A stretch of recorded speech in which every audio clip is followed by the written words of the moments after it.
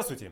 Вчерашнее заседание Государственной Думы России наделало много шума. Напомню, депутаты приняли во втором чтении законопроект, которым изменили перечень причин отсрочек юношей от призыва на воинскую службу. Уже в четверг утром краткие сообщения на эту тему по телевидению и по радио вызвали очень большое количество вопросов. Оно и понятно, ведь в разгаре весенний призыв. Именно поэтому в эти дни коридоры Якутского горвоенкомата, можно сказать, забиты призывниками. Между прочим, с каждым призывом меняется и социальный состав. Стабильно сокращается число ребят из села, работавших в агропромышленном комплексе. За последние 10 лет их доля среди призывников упала в 5 раз. Вдвое меньше стало ребят среди призванных, занятых в промышленности, на транспорте и в строительстве. Зато в 2,5 раза возросло число студентов и учащихся. И в 11 раз стало больше среди призывников юношей, нигде не работающих и не обучающихся. Законодательное нововведение, безусловно, повлияет на этот процесс. Однако, как скоро это случится и насколько сильно отразится? Вот эти свои вопросы я адресовал начальнику второго отделения горвоенкомата Александру Местельману. Состоявшее вчера заседание Государственной Думы приняло проект федерального закона во втором чтении. После этого будет еще одно чтение. После этого Совет Федерации, только после этого, после подписания президента, будет принята окончательная редакция. Поэтому окончательно, что будет в законе, еще неизвестно, скажем так, но предварительно уже можно сказать, что по ныне действующим, будут отменены отсрочки сельским врачам, сельским учителям, работникам правоохранительных органов, работникам оборонных предприятий, мужчинам, чьи жены беременны сроком не менее 26 недель, мужчинам, имеющим детей до 3 лет, учащимся начального и среднего профессионального образования, а также сыновьям, у кого родители являются пенсионерами и инвалидами. Единственное, что изменение будет отклонение в этом, что теперь не просто достаточно, чтобы он был инвалидом, а еще и заключение органа медико-социальной экспертизы о нуждаемости и в уходе.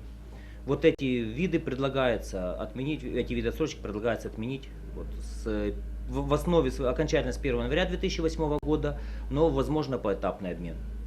То есть в любом случае это будет не раньше весеннего призыва будущего года коснется? По-видимому, да.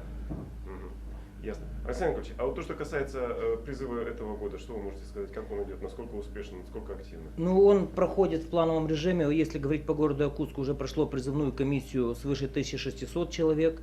Мы вообще планировали вызывать где-то около 2100, но с учетом отчисленных с образовательных учреждений, вновь выявленных и так далее, по-видимому, эта цифра будет превысить 2300 человек.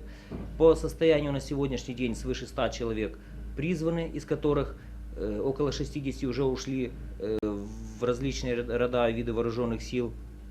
Свыше 500 переданы в запас по состоянию здоровья, около 200 получили временную отсрочку до осени по состоянию здоровья, но остальные получили различные виды отсрочек, в основном, конечно, по учебе. Несколько снизилось, по-видимому, с учетом вот этих изменений, которые будут отсрочки по семейному положению. То есть раньше на этот период где-то было раза в 1,5 больше.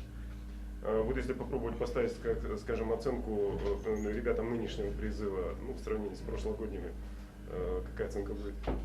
Гораздо выше. Во-первых, у Минобороны появилась возможность выбирать. То есть теперь у нас очень ограничены, скажем так, возможности призыва граждан, имеющих не то что в прошлом судимость, но даже в прошлом имеющие проблемы с правоохранительными органами. Поэтому сейчас в основном требуется призывать граждан, которые не имеют ограничений по состоянию здоровья, либо эти ограничения по состоянию здоровья минимальные.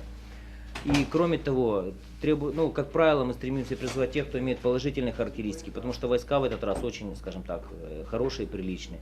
И вот по первым бортам, которые улетели служить, в основном наших ребят отбирали в части специального назначения внутреннего, части главного разведуправления, пограничные войска ряд ушли. То есть, в общем-то, скажем так, подготовка достаточная для того, чтобы служить в нормальных частях. И кроме того, хочется отметить, что как никогда в этом году очень много желающих пойти служить с точки зрения добровольцев, скажем так. Да? То есть, если раньше у нас больше... Нет, и не то. Если раньше приходили больше, как бы не пойти, а вот по каким болезням не идут и так далее, то сейчас говорят человеку, что ты не можешь идти, у тебя там веса не хватает или еще что-нибудь. И грубо говоря, уже до слез чуть ли не доходит, что вот я хочу пойти служить, да как так и так далее. То есть вот с этой точки зрения, в общем-то, перелом очень сильно чувствуется. Причем вот именно за последний, наверное, год-два особенно. Весенний призыв завершится в июне месяце. Можно, наверное, сказать, что его ребятам повезло, призывникам этого призыва повезло. потому что вот Александр Мистельман уже сказал, что не призываются ребята проблемные с точки зрения закона, а это должно оздоровить ситуацию в армии.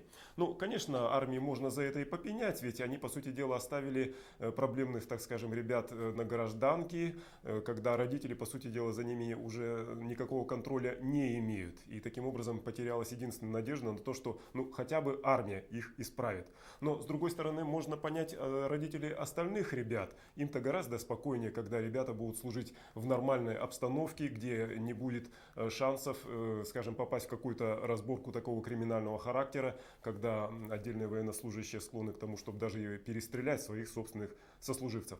Ну, как бы там ни было, ребятам, которые уже попали под призыв и которые сейчас проходят через комиссию, я хочу пожелать всего доброго. До свидания.